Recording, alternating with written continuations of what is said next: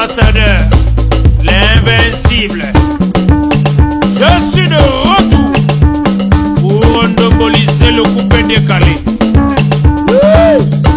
Denis de production, là que les flocomanes qui ont peur, sinon tu m'enjailles.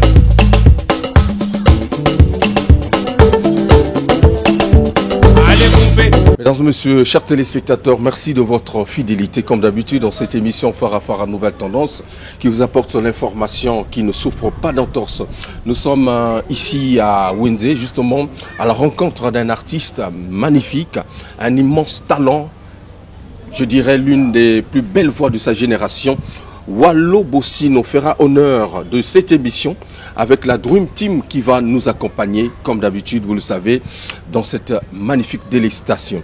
Alors, derrière la grosse caméra, nous avons l'adoré Foutika, le capitaine de l'équipe, Sulista, le monteur à la double nationalité, Hypogel de Cybèle, votre humble serviteur. Nous allons essayer de remonter le temps, arriver à rentrer dans l'intérieur de l'intérieur, comprendre justement le parcours géant de cet artiste et puis poser les bases du présent et pourquoi pas l'avenir. En tout cas, mesdames et messieurs, un condensé d'informations et des belles mélodies, surtout que ça sera de l'acoustique. Vous allez apprécier la voix à l'état pur de l'artiste Wallo Bossino Nzambiwa Bonga Wassa. Mais Primus nous accompagne. Primus, le sponsor de cette émission, un verre glacé ne fera de mal à personne pour essayer de respecter la dose. Yebazo Melaye Tina États-Unis. Primus, leke na lolemo qui tokolilo. Allez, l'ambiance de chez nous.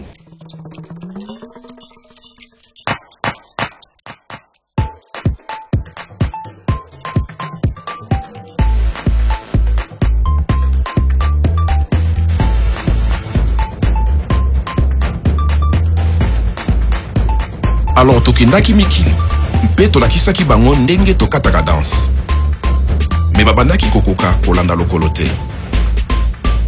kasi tango kaka bameli gorge ya Primus mbala moko bazwi je lokola bavrai congolais.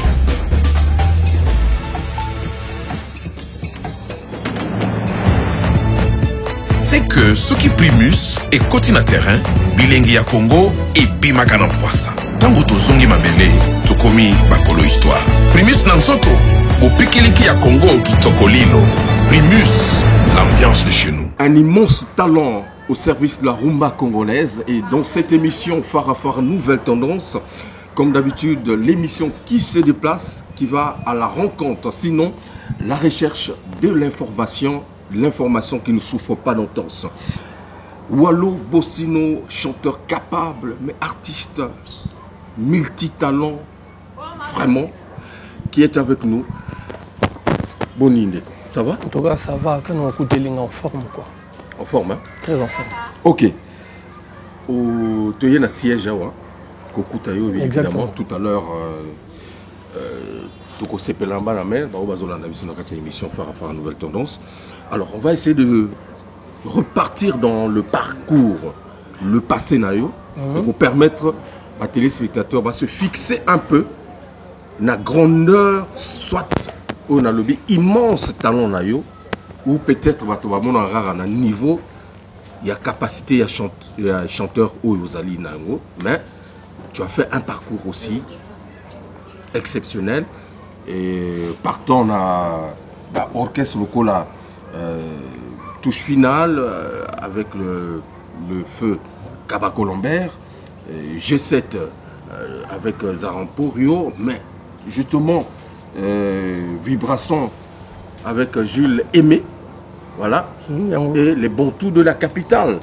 Au parcours au Lekissi carrière monnaie avant où il y a caché Doudou Kopa où la plupart des gens t'ont connu na capacité na yo ya Yemba, mais on a l'impression que c'est l'école de Kabako Lambert qui est plus mise en valeur na base émission na yo. Mais moni et pas papa Kabako fait papa Kabako personnel connaissez le rôle à l'école.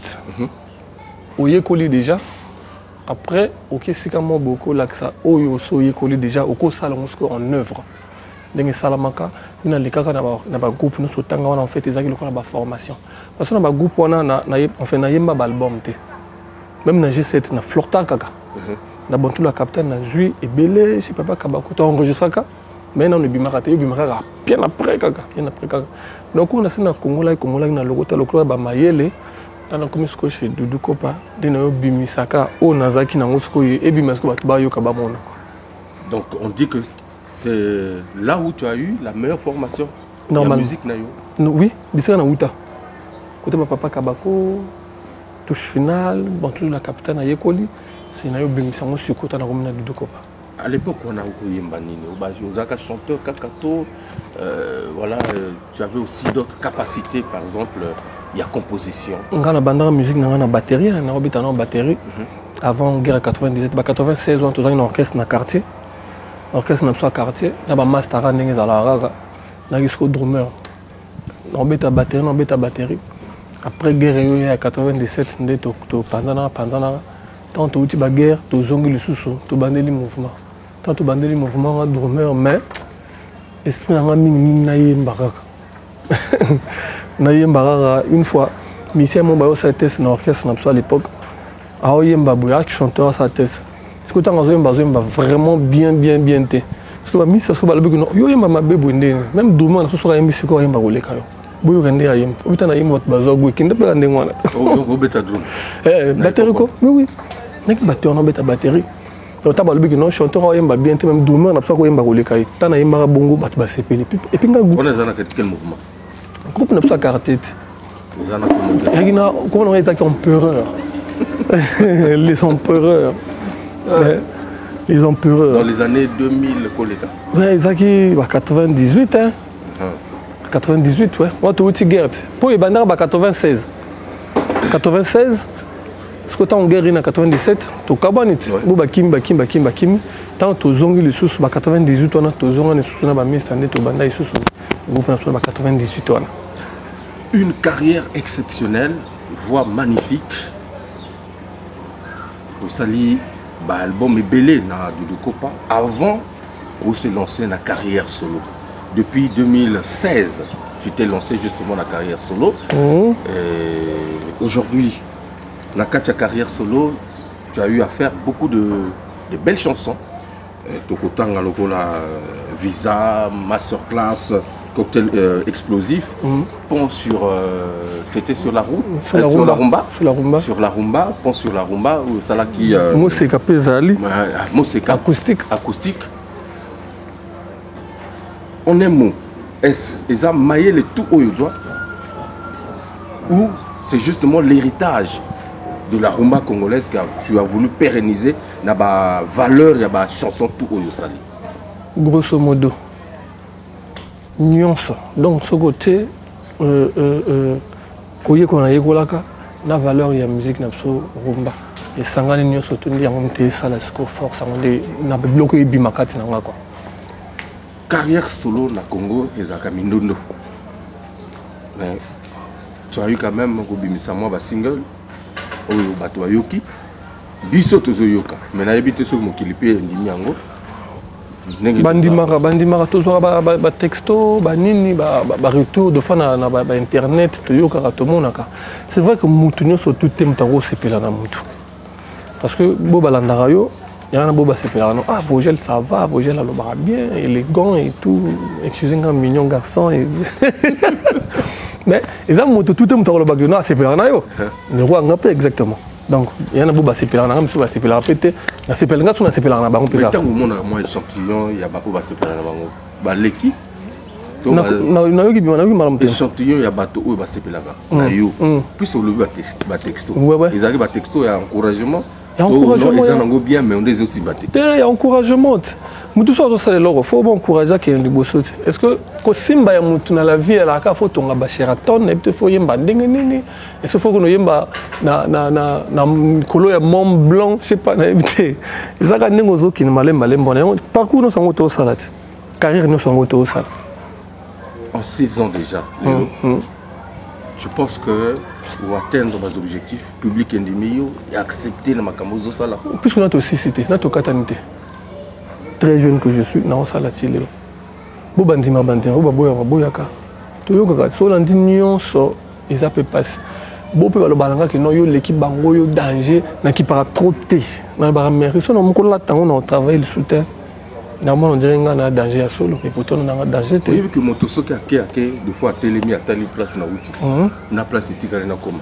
Mais na ce place na outil, na place na comme na okende, place na okende déjà allure ça. Mais oui, parce qu'on a la guinette les différence c'est ça. Ma casse, on a comment on a battu là, on a beaucoup de manque. On a groupe mobimba, siège mobimba, matériel les alliés, ça avance. Oui, on a tout ça quand nous les. Netra Gambo, la vie. Loisir. Tété. Nettement, on a un cop nous la salle. Et rien que la musique, on a beaucoup là-bas, on a ndoulé, vie n'a rien sur ndoulé, donc ndoulé gars. Il y a un monde qui a bâti un gâté et qui est bien, en tout cas qui est bien. Oui, que va comparer à Bino de fois na artiste mon souffle. Mais bien sûr, comparaison ça a raison, mais ça raison. Non, on a raison deux fois. Non, parce que tout le monde a quand il a bandé à l'élo single moko. Mais à Tamboli, à qui a Zongi. Moi, on a la chance, on a coupé 6, 5, 6 albums. 6 singles. Mais ça, est-ce que Simba, parce que on a matériel, on a un groupe, on a Simba. Oh, mais ça, Simba, c'est malin, malin, bête. On a après, c'est un Simba. Oui, que vous mettez la musique, déjà. Hein? On a mis le macasse. Vous mettez, hein? Ouais, on a mis le co.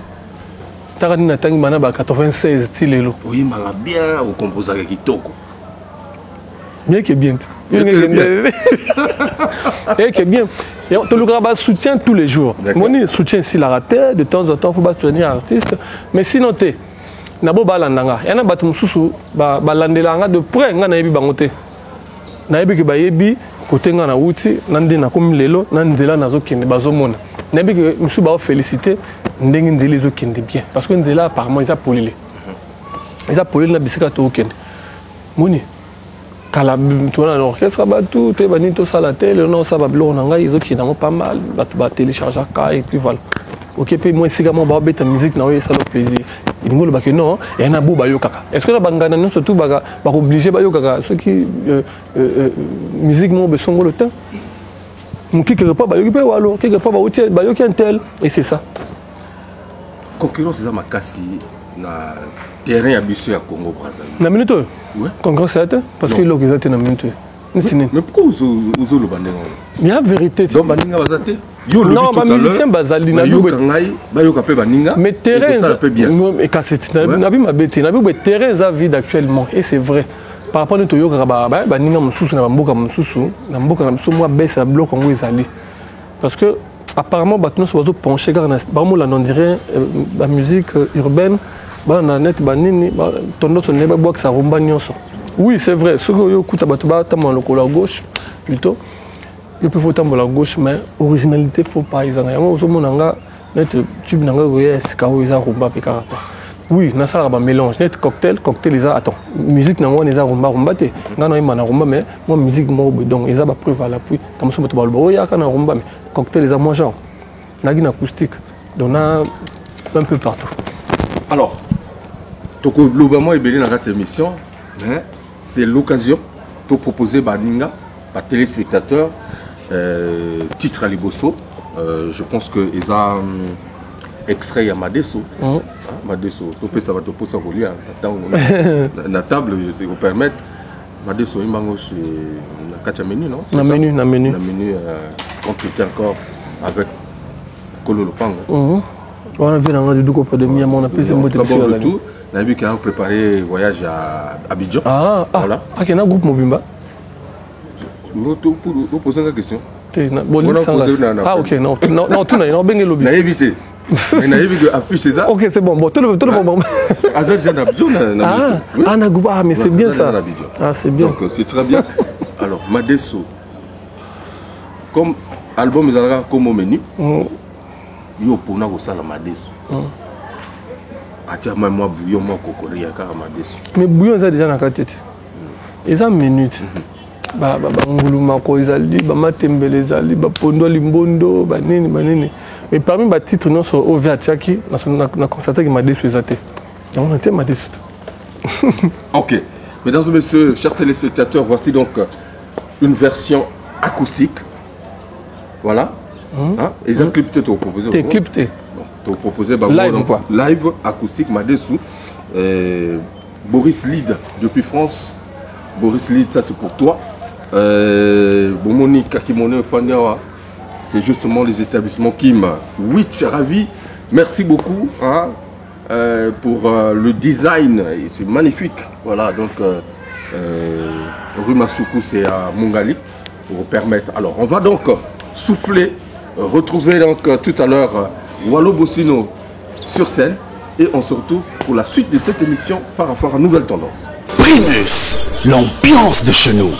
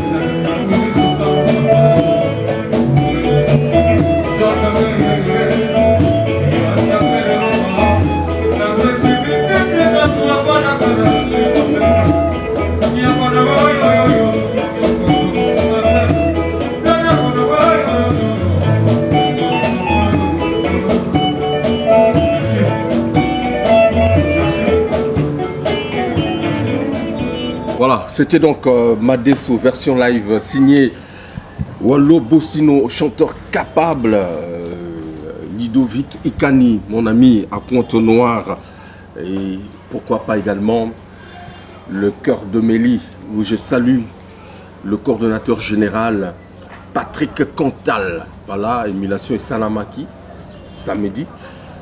Banababa Sepelaki, rendez-vous l'année prochaine pour la rentrée.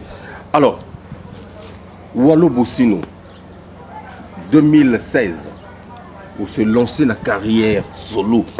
On a posé une question tout à l'heure. Est-ce que Ezo Simba dit que oui, la place on a outil, la place on a commis, Ezo qu'elle est bien. Alors, lorsque tu regardes un peu en général carrière Nayo, comment tu la juges? Carrière musicale Nayo en tant que Wallo Bossino. Pas en comparaison avec les autres, mais talent de carrière Nayo.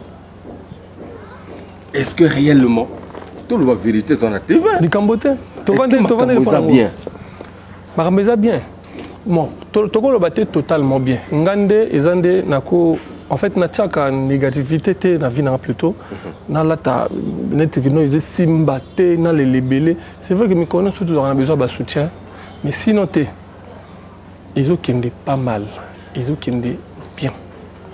Il faut pas dans le bagno passe na passe to nyo comme c'est vrai. Faut pas les la trop tant sur les trop on a ils ont fina peka makam. Faut ta la bien bien, faut ta la bien pour bien payer kaka. Oui, que banda ko pesa ba rendez-vous na ba menoman album na ngai zobima. Mais tant bazela rapé album ebima ngate ka single. Eza na nyoti. Alors la Nyongo ekozala ya 1 million. Futa ngo malembe suka esili nango pe totaliser ba 1 million nango wana.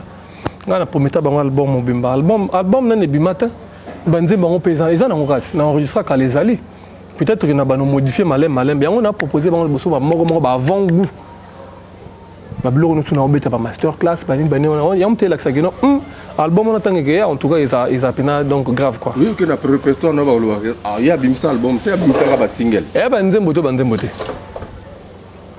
na bamboka mususu ki na ba États-Unis na ba nini moto mususu akoma soki ndeni rien que na single baninga ba génération na ba bimsa album oh bo pop ngana ko bimsa album te mais moto na stratégie na stratégie na ngai ngana olanda ni ba sala te ba so ba sala ba album oui c'est bien mais ma bête coup de chapeau na bango ba sala ni ba sala ngana na ndenge na sala ils ont déjà un but marqué et a buté parce que ba nzemu nanga et bio un album on a tumbola nga vous un album nazana ba nzembo bima nzembo na ba album ya nani ya na ba marathon na kati to na na bité coucou de la scène na bité ça ba courant tonde te ba nzembo na album za na ba nzembo na ba single pe za na ba nzembo équipé que te album o nzembo biso na tout ça enregistré na BCD ya Toto les kuna biso to kuta na je salue aussi le comptable le plus jeune de la République Fleury na BCD to kuta na kuna ti nana ba single ba na album mais ya bango ya banzembo yanga peza banzembo mais banzembo ngo pena ndenga mabete mo pe ba qualité pe ezala pena moi bokeseni ponga mo sona lui ma nanga te ata mutu mo ya pa le belango te quoi c'est très bien ozo le belango mais biso pe tozo yo ka ndenge ba to ozo le belayo Kenini, ça va pas? Oui. Bah, Kosi, qui montait ma bête. Il existe là. Non, ça décolle pas. Qui montait ma bête. Au bien dans la vie, hein. Cause là, quand tu ça c'est pas na hote. Avancer selon le que ça catine la vision, na conviction. Au dum so na lito iba bando le babé. Obi même obi mo de so consulter na Saint-Esprit. Na ta bonzambe. Mona lito ya satane ko to ni pesa mo nokoye na ya satane na lito yo.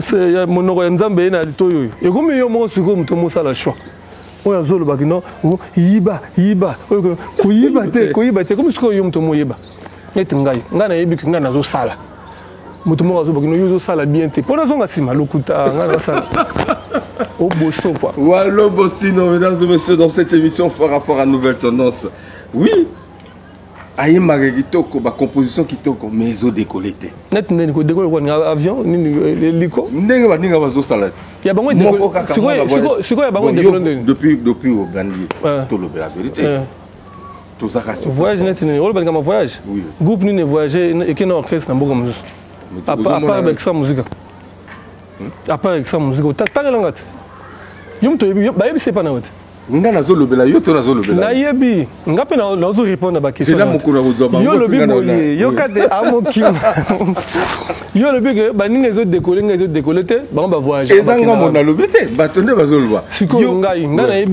yebi na groupe oyo voyager te ne to mona na ba mboka mususu groupe ke penda be se déplacer ke beta na Canada et ke beta na nini aweza te na mona ga souvent que ça musique ya ne mabete ya ka tozo lo ba ka to solo kandate zuate rancune te na mona mingi extra musica n'te se déplacer et que beta na Bidjan et que beta na Mali et que beta nini à l'époque biso pe na vina nga de copa ba extra musica à l'époque biso pe na vina nga de copa toki moi Maroc toki moi Afrique du Sud toki moi Cotonou et zalaka bongo mais na minute yo ya na orchestre te yo tangela nga na minute yo to individualité musicien a du groupe moko boye d'accompagnement ba ke beta ailleurs exact donc ils ont un statut to beta kaka bondimi to beta tondimite yana moto kondima donc comme bobimakate donc ils ont un normal to nga netinga ko tia biso tuté nga na ndenge nanga bango nga na kobima na national déjà tu se déplacera déjà moi donc na déjà moi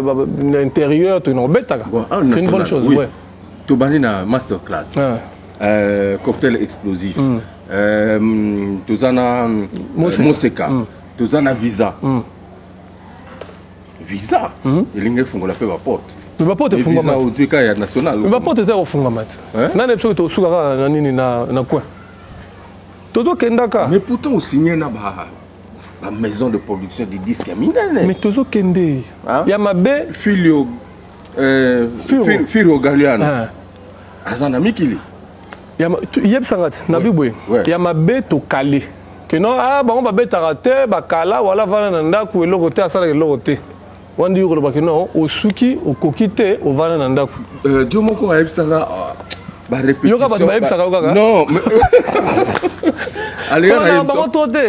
Non bango te. Ah yoka kaka. Pour répéter pendant 5 ans. Tous les jours vous répétez vous êtes sur place abaye ye abete répétition abimi miki azongi. Mais combien de fois beaucoup banaka ko répéter. Mais tout ça me salade. Est-ce que quelqu'un va fonctionner mon sous va fonctionner l'étape et va foutre à cahier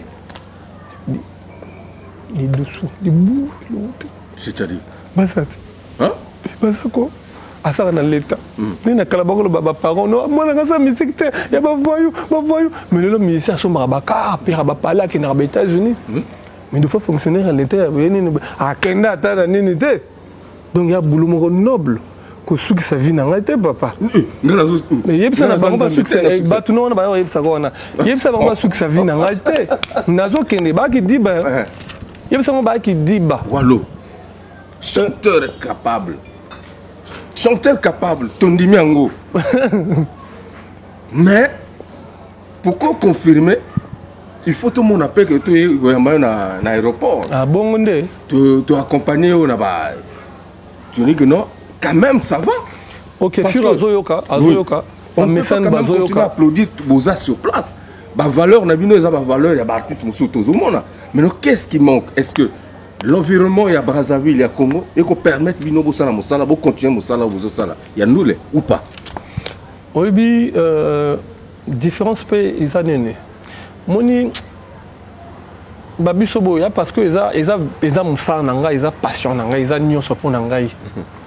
Vie nangai musa nangai za musique yango monanga na osala musique penze na ndenge penze elongo bani ina bamboka mususu musique eza eloko moko ya valeur eza culture bato mususu baolela nango na baosala makambo ebele na mboka mais apparemment epa na biso bato balingi trop comparer oh yeso azalaki bekasi boye yo ça mieux ce que tu fais nini siko pour la culture pour artiste na yo ça nini o ça les loroté mozo critiquer ozo fingai yo pe mutal boso betele maboko ce que bozo me mambuka on ndenge nini na culture na biso ba mécène bazarate mais batambongo bazali ba producteur keba mais bato balingi musique bazali bato muso lingi musique ayika nini wala ozo beta ba atoka ka sukola la nesi là mazo bate wala sala ndenge nini po yemba bongo asala ndenge nini po musique on beta bien asala ndenge nini mutako kanisa wana te amona on dirait loisir le quoi musicien te amona nga nona anake na kuna kaka bon na yoki po na kina la nanga or walo eza boulot na tana tele marana papa masekite na bureau na boulot na osala ko mara déjà donc na habité donc ya boulot na nga eza parce que mboka na biso ba za musique yango net yango nazo mona deux fois maka musu sezo décoller te ma biso to sala soutien ou pas to sala musique to sala. OK. Alors, une fois de plus, mesdames et messieurs, tout ça la musique, tout ça la paix pour Bino Bossepela, un artiste Nabiso, comme d'habitude. Wallo, ça va? Oui, ça va. Tout ça, moi, les colons, tout quitte. Oh, t'es nasalaise, hein? Moi, cocktail. Explosif. Bien. Toyemba, non? Oui, Toyemba. Mesdames et messieurs, encore une fois de plus, on va retrouver Wallo Bossino avec sa Dream Team. Dans ce cadre, place Autozali, un restaurant-bar chez Maman Pierrette. Ok. Ah ouais, là. À Wendy rue Bordeaux 43. Très bien. En tout cas, la métropole, Staninga Koli, écoute la belle voix de Wallo Bossino. Je n'oublie pas également Clotaire Nzalendengue, mon ami Fabio, Wallo Bossino sur scène. Et on va se retrouver pour la suite de cette émission. Primus, l'ambiance de chez nous.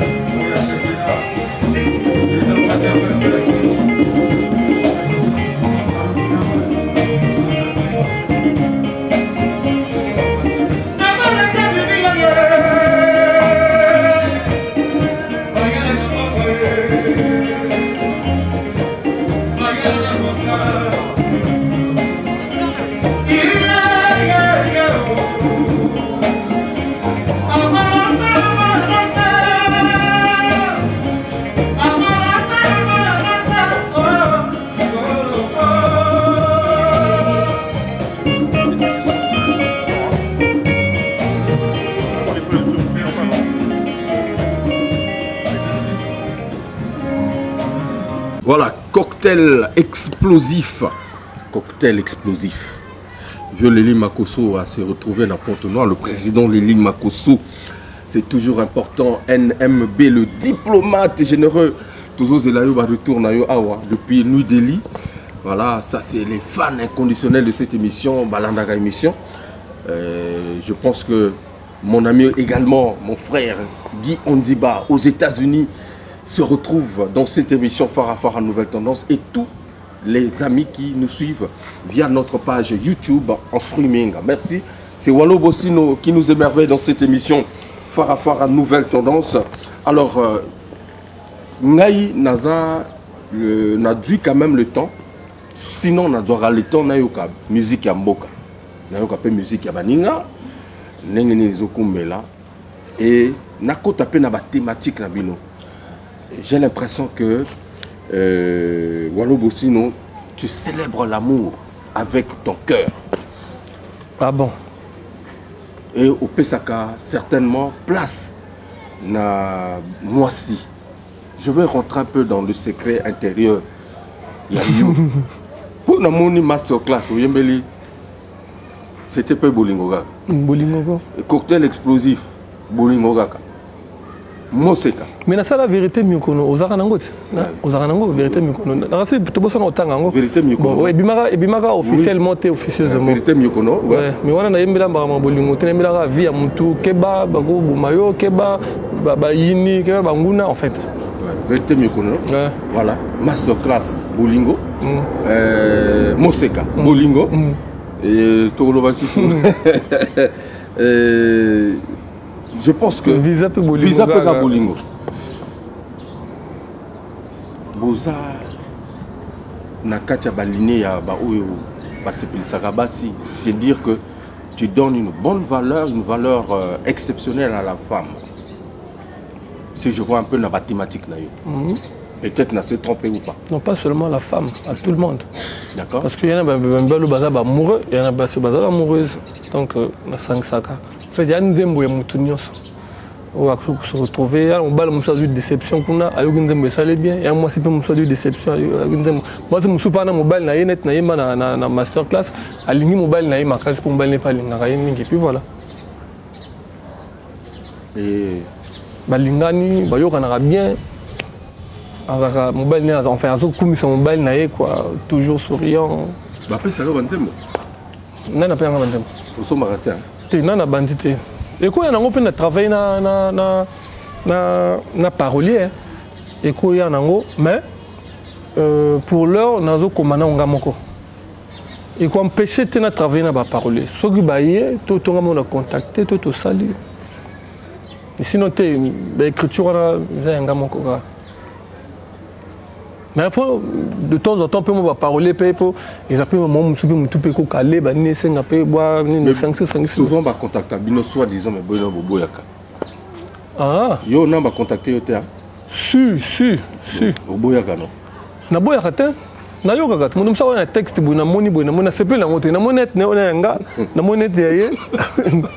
Na ndenga mabete. Comparaison que non yo texte na yo za za ninité mutama ninité nga mutalo yembo kaka mais yanga izoleka ya indeni bon na obo accepter mais na tionga pembeni pour me souper ko sunganga na ozo pe bon na créer moi 2 lignes na zion na tionga na sa plan na mo bo na négligeaka après sangane ko minze mobimba yaka non.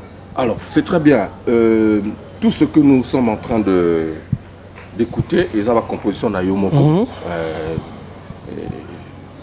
depuis aussi un certain temps Tolobeli, on a survolé un peu partie à promotion et puis il y a maison de production Nayo. Est-ce que tu es toujours avec ta maison de production toujours. Ou tu te bats seul maintenant? Toujours. Nous on travaille dans Diamond Prod, dans Art Music. Donc nous travaillons lentement mais sûrement. Tu as dit que les défauts sont ratés. Tu as coquille dans mon peut-être en Zambie, tu as place en Zambie. Mais tu auras toujours des reproches de temps en temps. Mais tout le monde dit oh ça va, mais oh ça va pas. Il y a tout ça, la casse, tu essaies que bon, c'est moi, erreur, on a la maison de production d'Angaï. Après, ça bon, ah, tu as mon côté, bon, on va ah, tout ça, et puis voilà. Wallo, bato bakumisaka yo chaque fois. Ah, yemba quoi. Ah, ou alors c'est un bon chanteur. Quand tu écoutes les autres, ou si tu as kawapi, yomoko. Ah. Mon père a la télé, moi. Oh, bah il n'a pas ni. Ah, non, non, non, mais c'est la vérité, non? Ce qu'on vit, c'est un monté. Et c'est ça, ma bien. Mais il a mis déjà na place, moi, déjà, pas ça va, mais. Et moi, yogi peut boire ban à maï, mon sous mon que noye, azo bunda bunda rara, ma le bat trop. Pour nga baja ko loba loba na zara na vraiment te. Pour papa kabaka sa loba na visite. Walo komi lobe la raté, tiga batuba lobe la yo. Nzamba osala mingi pona yo na pambolo mwana kinde. Bo ba yo kanga ba sepela nga, ba tianga ne sika mo bo merci. Mais nga mo na télévision bo na ko ya komi tane sika mo bo été. Eza bien te. Tamu mutu mo ba sepela nga pona za humble. Ayo yinanga pa mpona lobi nga za plafond na l'équipe on a oyemba tete. Bo ba yo kanga bo ba comparer nga ba comparer nga ni ba sala bonga quoi. Mais nga na ko lo bateke na lekenten mais na miyebi bo ba yebinga bo ba yebi pe ba yebi. Alors on va donc vous proposer masterclass hein rumba oyo leki rumba na rumba. C'est ça? Non, yo. Hein? Boris Mieré, mon vieux personnel. Hein? N'est-ce pas, Merlin Ngoba, les dames suprêmes dans cette émission, mesdames et messieurs. Masterclass, encore une fois de plus sur le podium. On va applaudir, n'est-ce pas? Walo Bossino, Nzambi Wabonga. On est ensemble. Primus, l'ambiance de chez nous. Para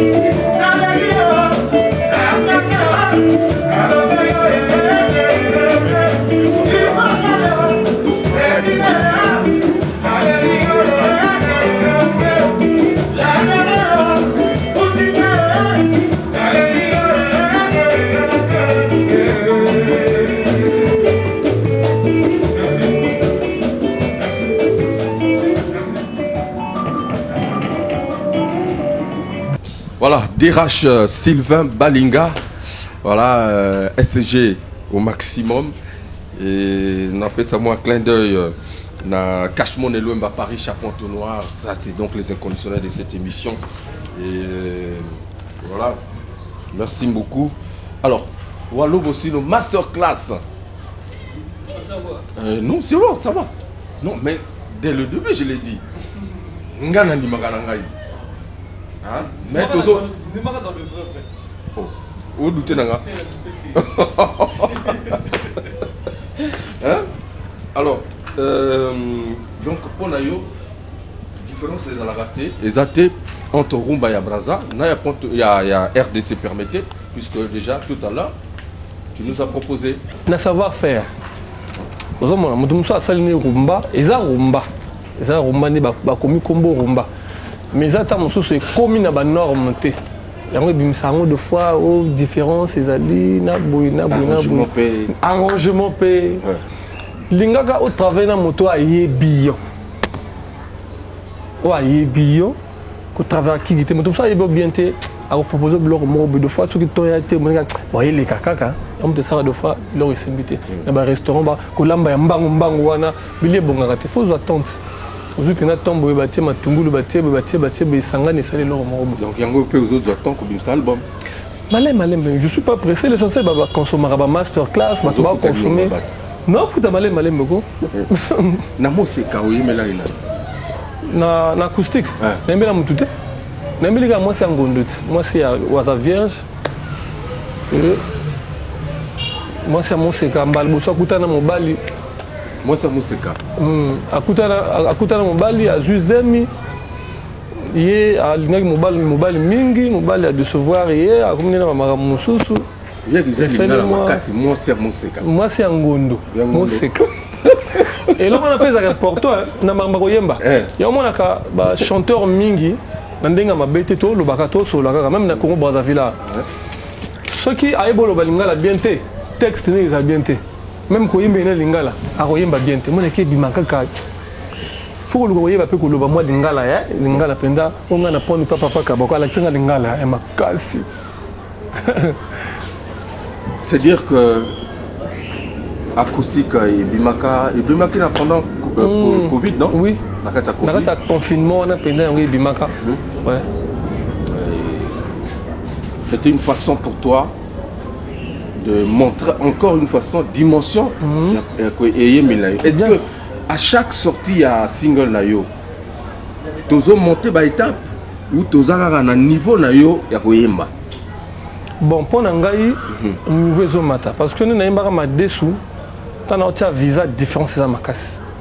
Tant on a visa na comme na cocktail, moi changement est côté. Tant on a cocktail na comme na masterclass, changement est côté. Ndena lo ba yebi et c'est vrai. C'est vrai. Ils ont maté. Vous avez Maninga? Mais si on a eu karaté, c'est un peu bon. On a eu trop. On a eu vieux comme référence. On a eu tout. Bon, mais alors, Toyoka Moseka, encore une fois de plus, acoustique Moseka. Avant, Tolobela, na single Ozo Bimisa, Ruby. D'accord. Mesdames et messieurs, encore une fois de plus, Flory, le comptable du bureau congolais des droits d'auteur, ça c'est pour toi. Merci beaucoup.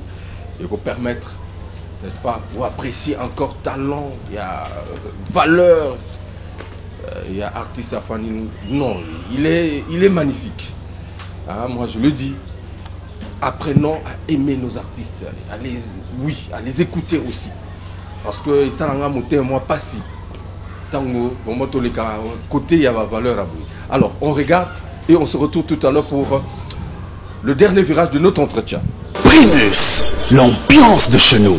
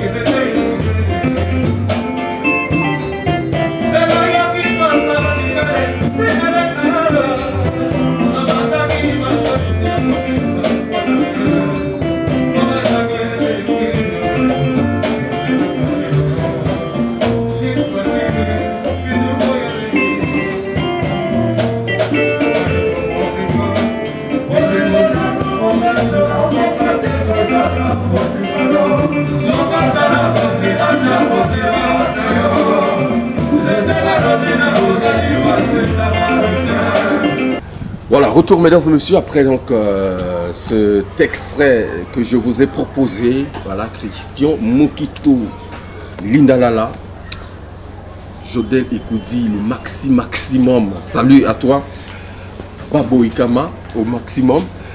Alors, Wallo, Toko Meso qui ça entretient à Bisso, mais avant, dans un événement, il y a sorti. Il y a Max, non, ils ont un single. Ruby.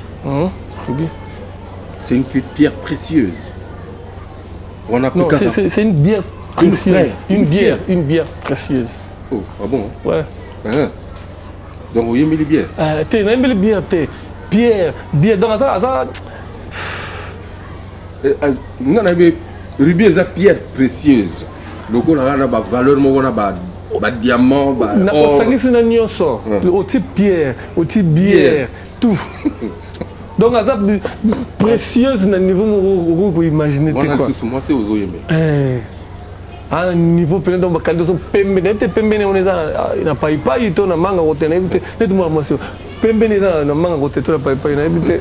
alors, moi, je vais donc découvrir avec vous Ruby en exclusivité dans cette émission, mais version acoustique, toujours avec Wallo Bossino et son équipe. Et après, Topé Sanava, au revoir. Merci. Primus, l'ambiance de chez nous.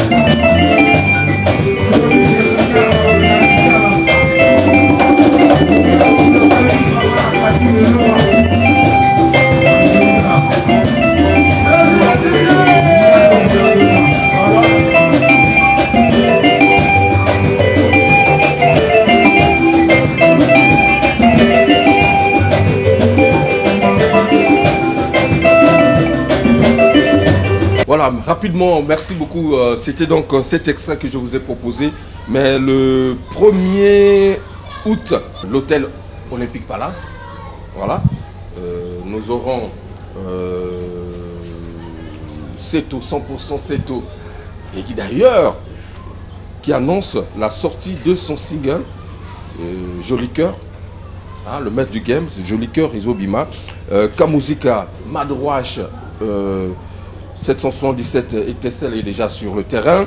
L'orchestre Bana Bagdad de Libreville, Bana Bagdad Musica de Libreville. En tout cas, je salue tous les inconditionnels de cette émission depuis Libreville. Mbolo, mbolo, mbolo, mbolo, c'est bien. En tout cas, et qu'on permettre, il y a Libreville, Wallo. Le grand public t'a suivi. Merci beaucoup de nous avoir reçus ici.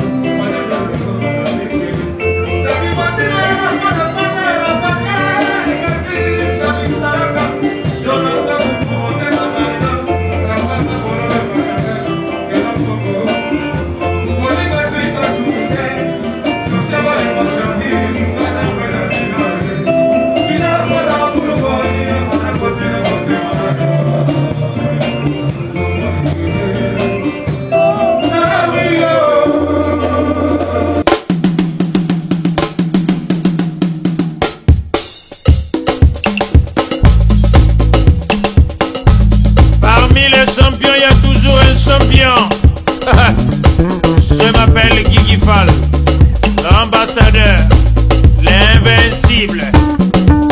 Je suis de retour pour endoboliser le coupé décalé. Denis de Production, là que les